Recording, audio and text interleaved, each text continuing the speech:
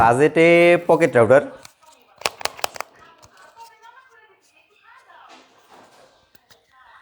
Battery backup কীরকম দেয়, phone কয়টা কানেকশন হয়, স্পিড আসলে কি ভালো পায়।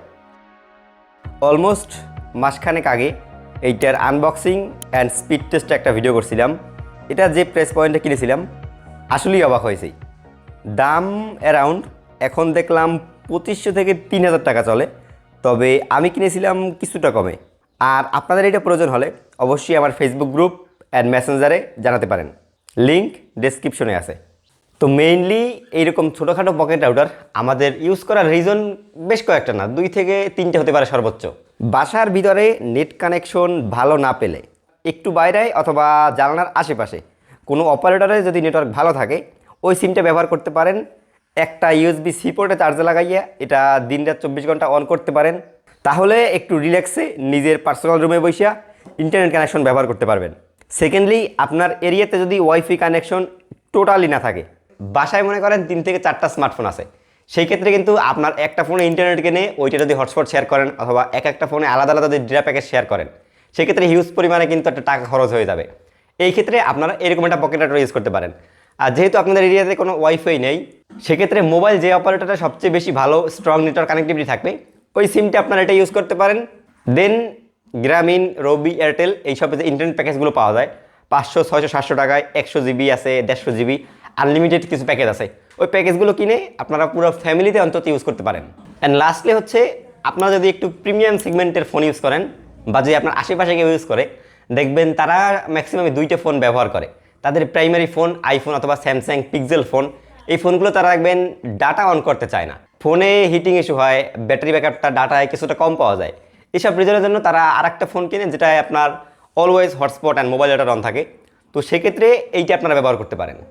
ওকে, pocket router versus mobile phone, এই দুইটা নিয়ে আপনাদের অনেক বেশি কনসার্ন থাকে এবং আমারও।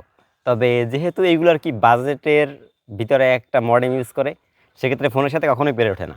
আমার হাতে যেটা আছে এইটা একটা 4G pocket router, brand support করতেছে, এটা সর্বোচ্চ 300 Mbps আপলোড এবং ডাউনলোড সাপোর্ট করবে। তবে এইটা আমি সর্বোচ্চ 72 Mbps মতো থ্রোপুট পাইছি। যদি 300 Mbps হতো তাহলে থ্রোপুট অবশ্যই 300 Mbps হতো।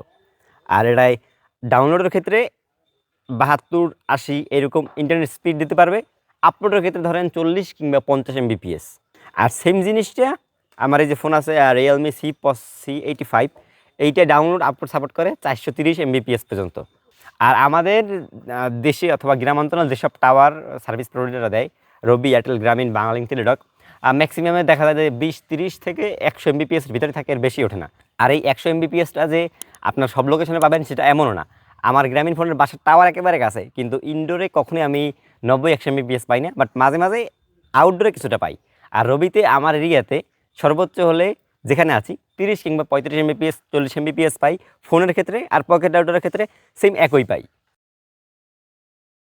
তো এইটার স্পেসিফিকেশন, স্পিড, টুকটাক এগুলো নিয়ে অনেক আগেই ভিডিও করেছিলাম। তবে এটার ভিতরে মেইন জিনিসটি হচ্ছে গিয়ে ব্যাটারি। অলমোস্ট 3000 mAh একটা ব্যাটারি থাকছে এইটার ভিতরে, যেইটা থেকে অ্যারাউন্ড 6 থেকে 8 ঘন্টার মতো ব্যাটারি ব্যাকআপ ইজিলি পাওয়া সম্ভব, যদি কিনা আপনারা 4 থেকে 5টা ডিভাইস ব্যবহার করেন। আর সর্বোচ্চ আপনারা 10 থেকে 12টা ডিভাইস এটা থেকে ব্যবহার করতে পারবেন। কিন্তু এতগুলো কানেকশন করতে গেলে বা রাউটারটা কিছুটা স্লো হয়ে যাবে। 3 থেকে 5টা কিংবা 7টা ডিভাইস ভালোভাবে ইউজ করতে পারবেন, যদি কিনা আপনার এরিয়াতে স্পিডটা ভালো হয়। আর এইটা ব্যবহার করতে গেলে হিটিং ইস্যু নিয়ে কিছুটা সমস্যা পড়বেন। ইনডোরের ক্ষেত্রে আহামরি সমস্যা না হলেও যদি আপনারা আউটডোরে ব্যবহার করেন অথবা এক জায়গায় রাইখে দেন, সেক্ষেত্রে ঘন্টা 3, 4, 5 যদি ইউজ করেন তখন গিয়ে কিছুটা হিটিং হবে। তবে যে পরিমাণে হিট হয় এইটা আর কি কোনো রকম সমস্যা ওই রকম হবে না। আর একটা জিনিস, এইটার কোনো ব্র্যান্ড খুঁজে পাই নেই, MF680 এইটার মডেল, সম্ভবত চায়নার কোনো একটা থার্ড পার্টি কোম্পানির।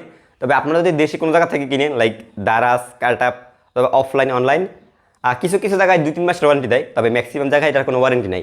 ইলেকট্রনিক্স প্রোডাক্ট, তার ভিতরে পকেট রাউটার, হয়তো 1 মাস 1.5 মাস ইউজ করার পরও একটা সমস্যা হতে পারে, ওয়ারেন্টিটা এইদের ক্ষেত্রে অন্তত পাচ্ছেন না।